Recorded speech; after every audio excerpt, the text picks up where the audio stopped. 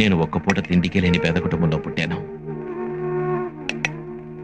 ఆకలితో ఉండి పక్కింట్లో అన్నం వండుతున్న వాసన వస్తూ ఉంటే అది పీల్చుకుని కడుపు నింపుకునేవాణ్ణి.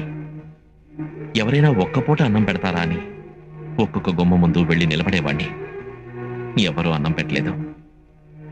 పెళ్లి బంతిలోనైనా అన్నం పెడతారని వెళ్లి కూర్చునేవాణ్ణి. కానీ అక్కడ కూడా అన్నం పెట్టలేదు.